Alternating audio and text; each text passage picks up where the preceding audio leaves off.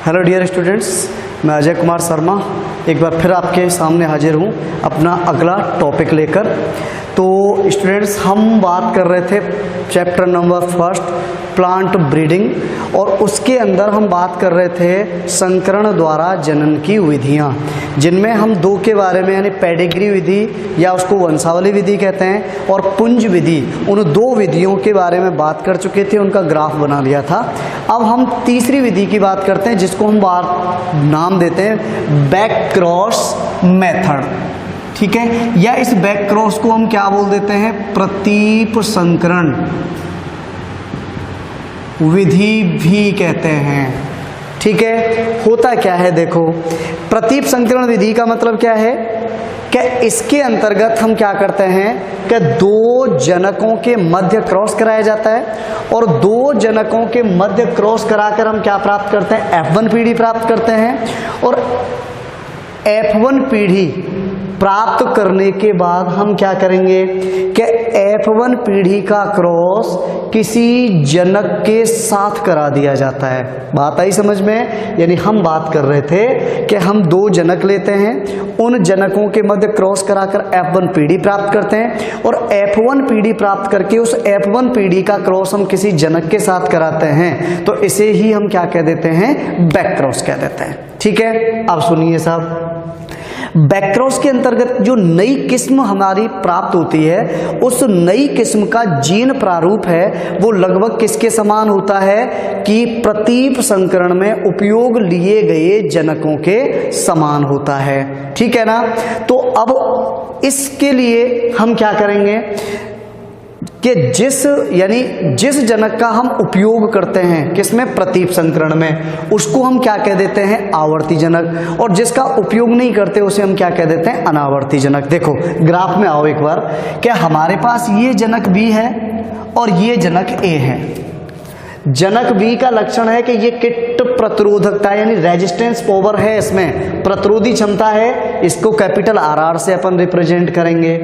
ये small RR, इसका मतलब इसमें किट रोधिता नहीं है, ये किट ग्राही है। ठीक है, अब हमने क्या किया कि इससे युग्मक प्राप्त हुए साहब, capital R and small r, इनके मध्य हमने क्या करा दिया, क्रॉस कराया, और क्रॉस कराने पर हमें क्या प्राप्त हुई, F1 पीढ़ी प्राप्त हुई, और इस F1 पीढ़ी में हमें क्या है, विषम युग्मजी टाइप का क्या है, टाइप की संतति प्राप्त हुई। और ये संतति होगी ना, ये कैसी होगी, किट रोधी, या कैसी किस्म होगी, ये रोधी किस्म होगी।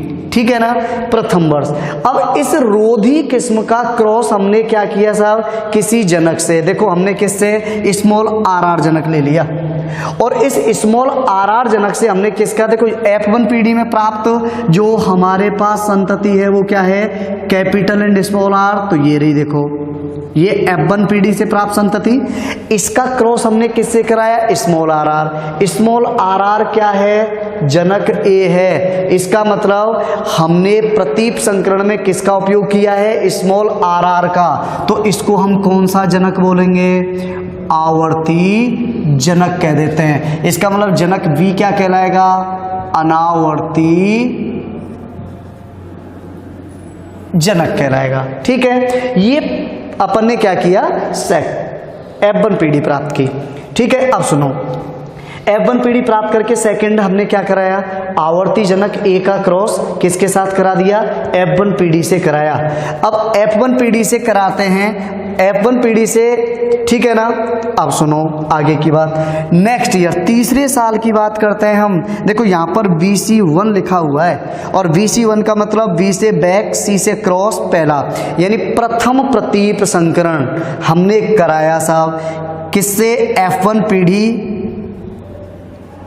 और ये क्या है, जनक, और ये जनक कैसा है साहब, स्मॉल RR यानी आवर्ती जनक A है, इसका क्रॉस कराते हैं।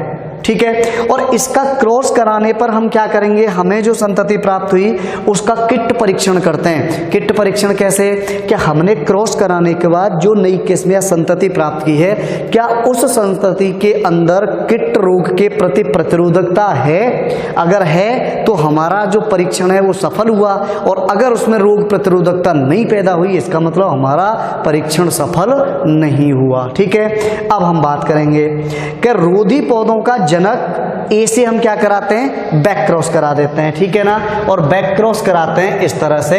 तो अब देखो आगे क्या होता है कि तीसरे साल तक हमने ये काम किया, अब हम BC2 बैक क्रॉस सेकंड कराते हैं। तो चौथे साल में हम बैक क्रॉस सेकंड, एक चीज और याद रखना, बैक क्रॉस दूसरा, बैक क्रॉस तीसरा, बैक क्रॉस चौथा और बैक क्रॉस पांचवा। ठीक है, यानी बैक क्रॉस 2 से लेकर बैक क्रॉस 5वें तक। टाइम की हम बात करें तो चौथे साल से लेकर 7वें साल तक हम लगातार क्या करते हैं कि तीसरे वर्ष में जो क्रिया की थी उन तीसरे वर्ष की क्रियाओं को हम रिपीट करते हैं। तीसरे वर्ष में हमने क्या किया कि कीट प्रतिरोधकता का परीक्षण किया किस्म में, और उसके बाद क्या किया कि उनका आवर्ती जनक ए के साथ क्रॉस कराया। लगातार चौथी, 5वीं, 6वीं और 7वीं चारों साल हम तृतीय वर्ष की क्रियाओं को रिपीट करते चले जाते हैं। ठीक है, जिसमें हम लगातार बैक क्रॉस करते चले जाते हैं। ठीक है ना, सेम। इससे हमें कोई नया पीढ़ी प्राप्त नहीं हो रही है, केवल इनके मध्य हमने क्या किया, क्रॉस कराते रहते हैं। ठीक है, अब सुनो, उसके बाद हम बैक क्रॉस 5 के बाद बैक क्रॉस 6 करते हैं। 6वां प्रतीप संकरण कराते हैं। कौन से वर्ष में, 8वें वर्ष में। 8वें वर्ष में भी हमने क्या किया साहब, अब देखो 8वें वर्ष में भी हमने वही था कि हमने कैपिटल RR से स्मॉल RR के मध्य क्रॉस कराया, तो हमने क्या किया साहब, इस तरह की संतति प्राप्त कर ली। ठीक है, अब सुनिए, हम इसका किट परीक्षण करते हैं, और किट परीक्षण के बाद जब हमें इससे क्या करनी है साहब, F2 पीढ़ी प्राप्त करनी है। अभी तक हम F1 पीढ़ी के अंदर ही कर रहे थे सारे काम, अब हमें F2 पीढ़ी प्राप्त करनी है। तो F2 पीढ़ी के लिए हम क्या करेंगे कि हमारे पास VC6 तक जो संतति प्राप्त हुई, यानी कैपिटल एंड स्मॉल R, ये संतति प्राप्त हुई है, और एक जनक के समान संतति होगी, तो उससे तो हमें कोई लेना देना नहीं है। हमें इस नए लक्षण वाली, इसका हम क्या करेंगे, किट परीक्षण, कि इसमें रोग प्रतिरोधकता है या नहीं है। उसके बाद इन पौधों के मध्य हम क्या करेंगे, स्वपरागण करा देंगे।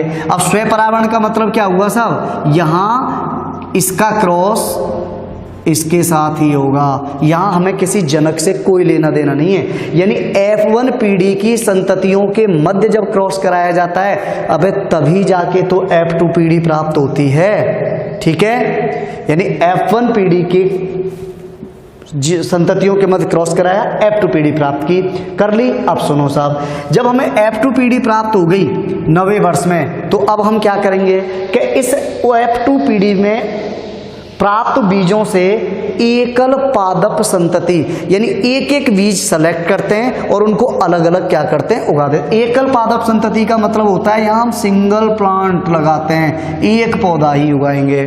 ठीक है, और उसके बाद क्या होगा कि इन पौधों को जो हमने एकल पादप संततियां उगाई ना, उनके मध्य हम स्वपरागण ही कराते हैं, पर परागण नहीं कराते। इसका मतलब स्वपर, देखो F2 पीढ़ी में जो संतति प्राप्त हुई, F2 पीढ़ी में जो संतति प्राप्त हुई, जब उसके मध्य भी हम स्वपरागण करा देते हैं, तो हमें कौन सी पीढ़ी प्राप्त होगी, F3 पीढ़ी प्राप्त होगी।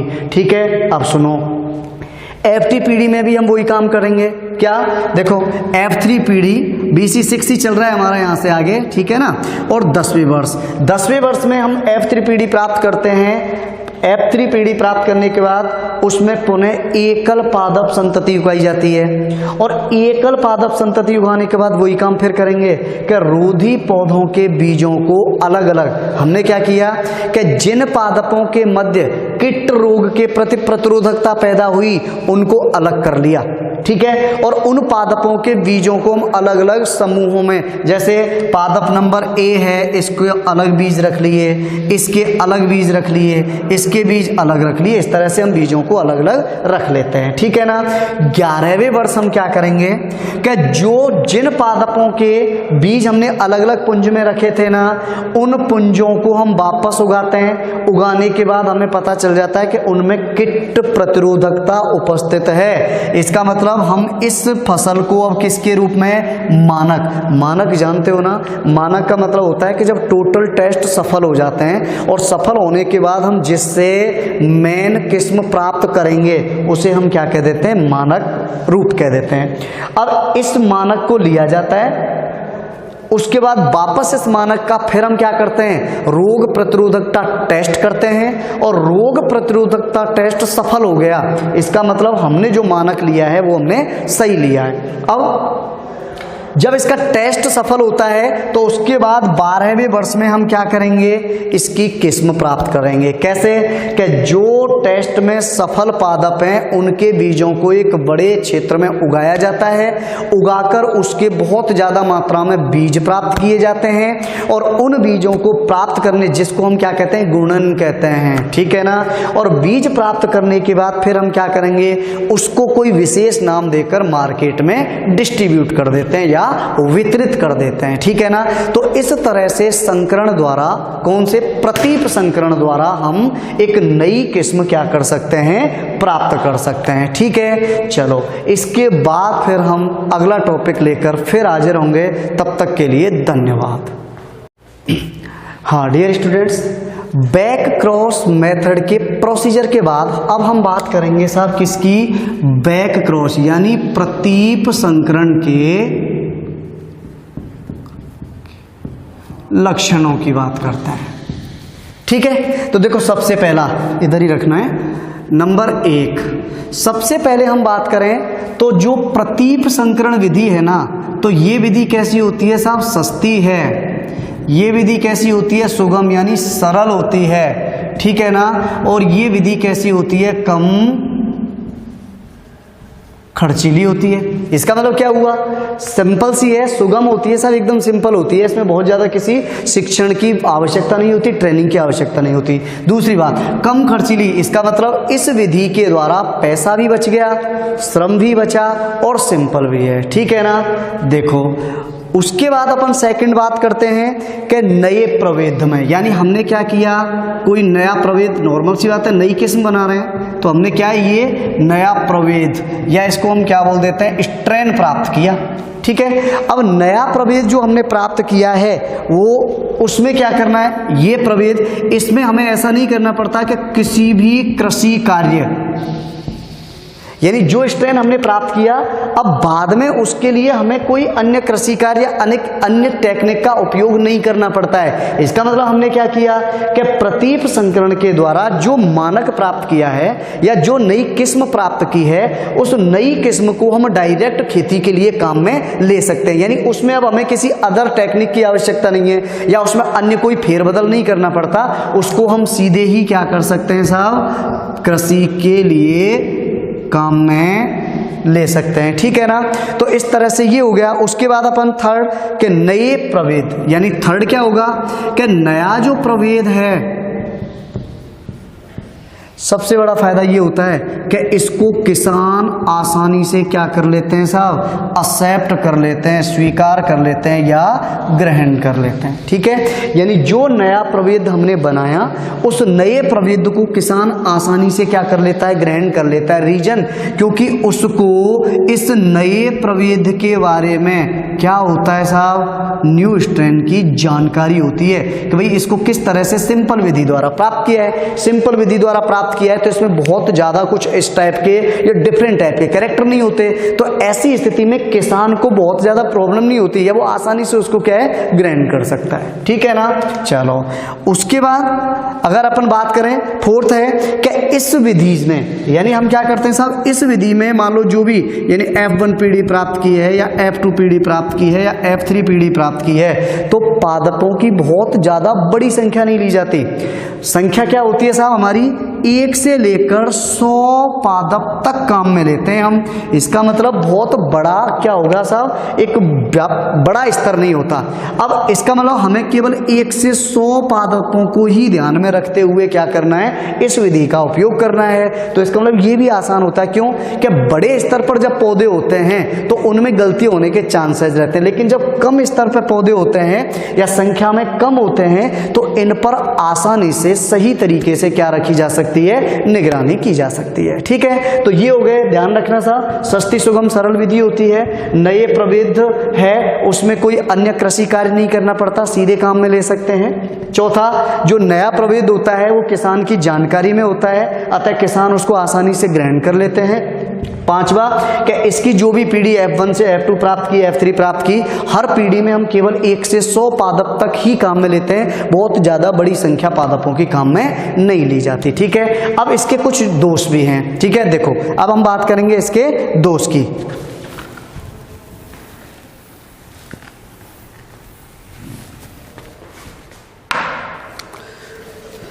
तो डीमेरिट्स ऑफ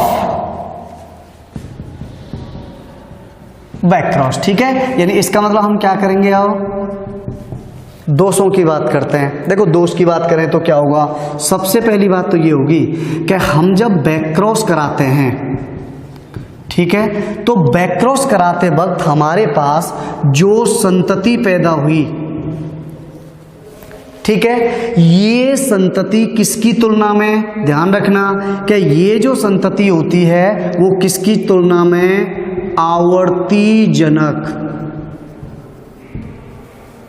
ठीक है, आवर्ती जनक की तुलना में क्या नहीं होता, बहुत ज्यादा श्रेष्ठ नहीं होता है। इसका मतलब हम बात करें प्योरिटी के आधार पर, तो जो श्रेष्ठ लक्षण होंगे वो किन में होंगे, जनकों में होते हैं। इसका मतलब जो संतति प्राप्त हुई है उस संतति में बहुत ज्यादा श्रेष्ठ लक्षण नहीं होंगे। तो पहली बात तो यही है। इसका मतलब क्या हुआ साहब, क्योंकि इसमें क्या होता है कि अतिक्रामी विविधता बहुत कम डेवलप हो पाती है, और अतिक्रामी विविधता बहुत कम डेवलप हो पाती है। तो ऐसी देखो, अतिक्रामी विविधता का मतलब क्या होता है कि जब हम पेरेंट्स के मध्य क्रॉस कराते हैं, क्रॉस कराकर F1 पीढ़ी प्राप्त की जाती है, तो उस F1 पीढ़ी में क्या होता है साहब, कि दोनों जनकों के श्रेष्ठ लक्षण संतति के अंदर आते हैं, तो संतति क्या होती है, जनकों से श्रेष्ठ। लेकिन बैक क्रॉस के अंदर हम क्या कराते हैं साहब, कि बैक क्रॉस में हमने क्या कराया कि F1 पीढ़ी से प्राप्त संतति का क्रॉस कराया जनक के साथ, तो अगली जो संतति होती है उसमें इतने श्रेष्ठ लक्षण आ नहीं पाते। तो ऐसी स्थिति में जनक है वो बहुत ज्यादा क्या होता है, अच्छे एवं प्योर लक्षण प्रकट करता है, किसकी तुलना में, संतति की तुलना में। ठीक है ना, अगली हम बात करते हैं नेक्स्ट। देखो सेकंड है कि हमने क्या करना है, एक साथ, यानी कई लक्षण हैं और कई लक्षणों का क्या करना है, स्थानांतरण करना है। ठीक है, और कई लक्षणों का जब स्थानांतरण करना है तो ऐसी स्थिति में देखो ध्यान रखना कि कई लक्षणों का स्थानांतरण प्रतीप संकरण द्वारा क्या होता है,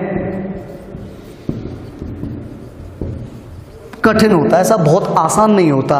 तो इसका मतलब एक तो यही है कि संतति है वो आवर्ती जनक की तुलना में बहुत ज़्यादा श्रेष्ठ लक्षण प्रकट नहीं कर पाती, और दूसरा दोष ये है कि इसमें हमें जब कई लक्षणों का एक साथ स्थानांतरण करना है या किसी संतति में हमें एक से अधिक लक्षण पैदा करने हैं, तो प्रतीप संकरण द्वारा वो लक्षण पैदा करना आसानी से नहीं हो पाता है। ठीक है, ये इसके क्या थे, दोष थे। अब अगले टॉपिक में फिर बात करेंगे। धन्यवाद। हाँ dear students, back cross method के प्रोसीजर के बाद अब हम बात करेंगे साहब किसकी, बैक क्रॉस यानी प्रतीप संकरण के लक्षणों की बात करते हैं। ठीक है, तो देखो सबसे पहला इधर ही रखना है, नंबर 1, सबसे पहले हम बात करें तो जो प्रतीप संकरण विधि है ना, तो ये विधि कैसी होती है साहब, सस्ती है। ये विधि कैसी होती है, सुगम यानी सरल होती है। ठीक है ना, और ये विधि कैसी होती है, कम खर्चीली होती है। इसका मतलब क्या हुआ, सिंपल सी है, सुगम होती है सर, एकदम सिंपल होती है, इसमें बहुत ज़्यादा किसी शिक्षण की आवश्यकता नहीं होती, ट्रेनिंग की आवश्यकता नहीं होती। दूसरी बात, कम खर्चीली, इसका मतलब इस विधि के द्वारा पैसा भी बच गया, श्रम भी बचा और सिंपल भी है। ठीक है ना, देखो उसके बाद अपन सेकंड बात करते हैं कि नए प्रभेद में, यानी हमने क्या किया, कोई नया प्रभेद, नॉर्मल सी बात है नई किस्म बना रहे हैं, तो हमने क्या ये नया प्रभेद या इसको हम क्या बोल देते हैं स्ट्रेन प्राप्त किया। ठीक है, अब नया प्रभेद जो हमने प्राप्त किया है वो उसमें क्या करना है, ये प्रभेद, इसमें हमें ऐसा नहीं करना पड़ता कि किसी भी कृषि कार्य, यानी जो स्ट्रेन हमने प्राप्त किया अब बाद में उसके लिए हमें कोई अन्य कृषि कार्य या अन्य टेक्निक का उपयोग नहीं करना पड़ता है। इसका मतलब हमने क्या किया कि प्रतीप संकरण के द्वारा जो मानक प्राप्त किया है या जो नई किस्म प्राप्त की है उस नई किस्म को हम डायरेक्ट खेती के लिए काम में ले सकते हैं, यानी उसमें अब हमें किसी अदर टेक्निक की आवश्यकता नहीं है या उसमें अन्य कोई फेरबदल नहीं करना पड़ता, उसको हम सीधे ही क्या कर सकते हैं साहब, कृषि के लिए काम में ले सकते हैं। ठीक है ना, तो इस तरह से ये हो गया। उसके बाद अपन थर्ड के नए प्रभेद, यानी थर्ड क्या होगा कि नया जो प्रभेद है सबसे बड़ा फायदा ये होता है कि इसको किसान आसानी से क्या कर लेते हैं साहब, एक्सेप्ट कर लेते हैं, स्वीकार कर लेते हैं या ग्रहण कर लेते हैं। ठीक है, यानी जो नया प्रभेद हमने बनाया उस नए प्रभेद को किसान आसानी से क्या कर लेता है, ग्रहण कर लेता है। रीजन, क्योंकि उसको इस नए प्रभेद के बारे में क्या होता है साहब, न्यू स्ट्रेन की जानकारी होती है कि भाई इसको किस तरह से सिंपल विधि द्वारा प्राप्त किया है। सिंपल विधि द्वारा प्राप्त किया है तो इसमें बहुत ज्यादा कुछ इस टाइप के या डिफरेंट टाइप के कैरेक्टर नहीं होते, तो ऐसी स्थिति में किसान को बहुत ज्यादा प्रॉब्लम नहीं होती है, वो आसानी से उसको क्या है, ग्रहण कर सकता है। ठीक है ना, चलो उसके बाद अगर अपन बात करें फोर्थ है कि इस विधि में, यानी हम क्या करते हैं साहब, इस विधि में मान लो जो भी यानी F1 पीढ़ी प्राप्त की है या F2 पीढ़ी प्राप्त की है या F3 पीढ़ी प्राप्त की है तो पादपों की बहुत ज्यादा बड़ी संख्या नहीं ली जाती।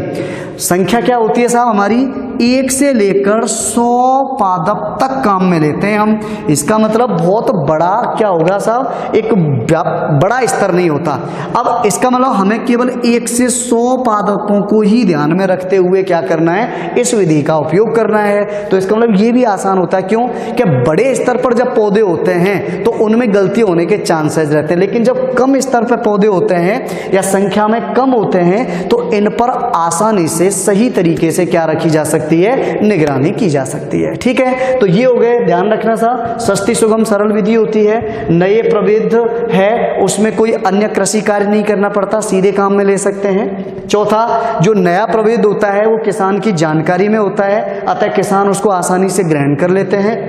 पांचवा, कि इसकी जो भी पीढ़ी F1 से F2 प्राप्त की, F3 प्राप्त की, हर पीढ़ी में हम केवल 1 से 100 पादप तक ही काम में लेते हैं, बहुत ज्यादा बड़ी संख्या पादपों की काम में नहीं ली जाती। ठीक है, अब इसके कुछ दोष भी हैं। ठीक है, देखो अब हम बात करेंगे इसके दोष की।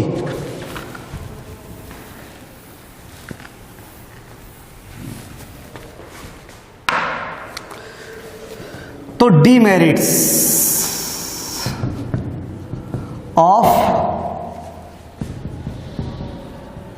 Back cross. ठीक है, यानी इसका मतलब हम क्या करेंगे, आओ दोषों की बात करते हैं। देखो दोष की बात करें तो क्या होगा, सबसे पहली बात तो ये होगी कि हम जब बैक क्रॉस कराते हैं, ठीक है, तो बैक क्रॉस कराते वक्त हमारे पास जो संतति पैदा हुई, ठीक है, ये संतति किसकी तुलना में, ध्यान रखना कि ये जो संतति होती है वो किसकी तुलना में, आवर्ती जनक। ठीक है, आवर्ती जनक की तुलना में क्या नहीं होता, बहुत ज्यादा श्रेष्ठ नहीं होता है। इसका मतलब हम बात करें प्योरिटी के आधार पर तो जो श्रेष्ठ लक्षण होंगे वो किन में होंगे, जनकों में होते हैं। इसका मतलब जो संतति प्राप्त हुई है उस संतति में बहुत ज्यादा श्रेष्ठ लक्षण नहीं होंगे। तो पहली बात तो यही है। इसका मतलब क्या हुआ साहब, क्योंकि इसमें क्या होता है कि अतिक्रामी विविधता बहुत कम डेवलप हो पाती है, और अतिक्रामी विविधता बहुत कम डेवलप हो पाती है। तो ऐसी देखो, अतिक्रामी विविधता का मतलब क्या होता है कि जब हम पेरेंट्स के मध्य क्रॉस कराते हैं, क्रॉस कराकर F1 पीढ़ी प्राप्त की जाती है, तो उस F1 पीढ़ी में क्या होता है सब, कि दोनों जनकों के श्रेष्ठ लक्षण संतति के अंदर आते हैं, तो संतति क्या होती है, जनकों से श्रेष्ठ। लेकिन बैक क्रॉस के अंदर हम क्या कराते हैं साहब, कि बैक क्रॉस में हमने क्या कराया कि F1 पीढ़ी से प्राप्त संतति का क्रॉस कराया जनक के साथ, तो अगली जो संतति होती है उसमें इतने श्रेष्ठ लक्षण आ नहीं पाते, तो ऐसी स्थिति में जनक है वो बहुत ज्यादा क्या होता है, अच्छे एवं प्योर लक्षण प्रकट करता है, किसकी तुलना में, संतति की तुलना में। ठीक है ना। अगली हम बात करते हैं नेक्स्ट, देखो सेकंड है कि हमने क्या करना है, एक साथ यानी कई लक्षण हैं और कई लक्षणों का क्या करना है, स्थानांतरण करना है। ठीक है, और कई लक्षणों का जब स्थानांतरण करना है तो ऐसी स्थिति में देखो ध्यान रखना कि कई लक्षणों का स्थानांतरण प्रतीप संकरण द्वारा क्या होता है, कठिन होता है, ऐसा बहुत आसान नहीं होता।